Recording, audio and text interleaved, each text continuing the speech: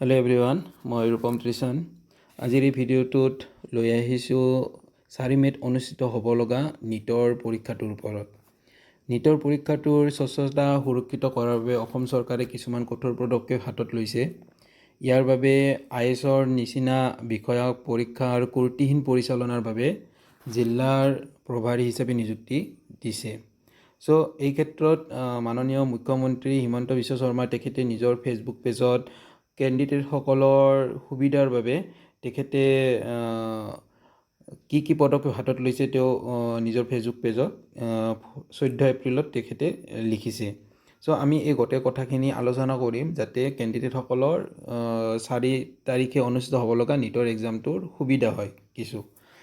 ভিডিঅ'টো আৰম্ভ কৰাৰ আগতে যদি ভিডিঅ'টো ভাল লাগে তেতিয়াহ'লে লাইক কমেণ্ট শ্বেয়াৰ কৰি দিব আৰু চেনেলটো ছাবস্ক্ৰাইব কৰি দিব। আমি ডাইৰেক্ট CM ছাৰৰ ফেচবুক পেজলৈ আহিছোঁ। তেখেতে তেওঁৰ ফেচবুক পেজত 14 এপ্ৰিলত লিখিছে, আজি জ্যেষ্ঠ বিষয়াসকলৰ সৈতে নেশ্যনেল টেষ্টিং এজেঞ্চিৰ সঞ্চালক প্ৰধান আৰু প্ৰতিনিধি দলৰ সৈতে এখন ভিডিঅ' কনফাৰেন্স যোগে বৈঠকত মিলিত হয়।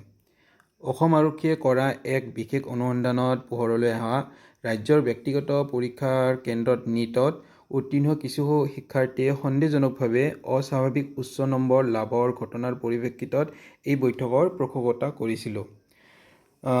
নীটৰ স্বচ্ছতা সুৰক্ষিত কৰাৰ বাবে অসম চৰকাৰে নিম্নলিখিত প্ৰস্তাৱসমূহ আগবঢ়ায়।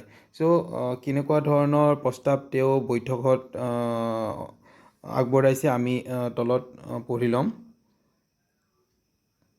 সকলো পৰীক্ষা কেন্দ্ৰ কেৱল চৰকাৰী বা চৰকাৰী সাহায্যপ্ৰাপ্ত মহাবিদ্যালয়তে হ'ব। পৰীক্ষা সামগ্ৰী সৰবৰাহ বিতৰণ সঞ্চয়ৰ সৈতে সম্পৰ্কিত কেইবাটাও সুৰক্ষাৰ প্ৰতি গুৰুত্ব।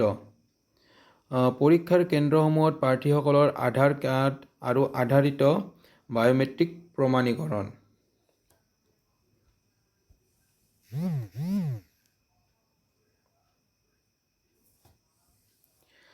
সকলো কেন্দ্ৰত পৰীক্ষাৰ CCTV কভাৰেজৰ ব্যৱস্থা। সকলো কেন্দ্ৰত তালাচীৰ বাবে বিতং SOP। পৰীক্ষাৰ আগতে প্ৰতিটো পৰীক্ষাৰ কেন্দ্ৰলৈ জিলা আয়ুক্ত আৰু আৰক্ষী অধীক্ষকৰ ব্যক্তিগত সাক্ষাৎ।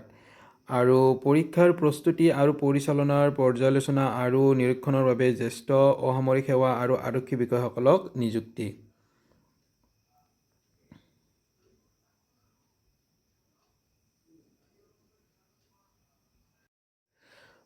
সতৰ্ক পৰিকল্পনাৰ বাবে অসম চৰকাৰৰ মুখ্য সচিব, আৰক্ষী সঞ্চালক প্ৰধান আৰু নেশ্যনেল টেষ্টিং এজেঞ্চিৰ সঞ্চালক প্ৰধানৰ মাজত ঘনিষ্ঠ সমন্বয়। যিকোনো অসদাচৰণৰ বাবে শূন্য সহনশীলতা আৰু যিকোনো অবৈধ পন্থাৰ চেষ্টা কৰা লোকৰ বিৰুদ্ধে কঠোৰ আইনী ব্যৱস্থা। আমি সৰ্বোচ্চ স্তৰৰ স্বচ্ছতাৰে প্ৰতিটো পৰীক্ষা অনুষ্ঠিত কৰিবলৈ প্ৰতিশ্ৰুতিবদ্ধ। নীট এক গুৰুত্বপূৰ্ণ পৰীক্ষা হোৱাৰ প্ৰতিটো লক্ষ্য ৰাখি আমি ইয়াৰ নিৰপেক্ষ স্বচ্ছ আৰু প্ৰণালী নিশ্চিত কৰাৰ বাবে সকলো যাৱতীয় ব্যৱস্থা গ্ৰহণৰ প্ৰয়াস কৰিছোঁ। আমাৰ মাননীয় CM ছাৰে যিখিনি পদক্ষেপ লৈছে, নীটৰ পৰীক্ষাৰ্থীসকলৰ বহুখিনি সুবিধা হ'ব। যি দুষ্ট চক্ৰই যিকোনো ধৰণৰ অবৈধ পন্থাৰ সহায় ল'ব নোৱাৰে। এই ক্ষেত্ৰত মাননীয় মুখ্যমন্ত্ৰী মহোদয় হিমন্ত বিশ্ব শৰ্মা ছাৰক আমি বহুখিনি ধন্যবাদ আগবঢ়াইছোঁ।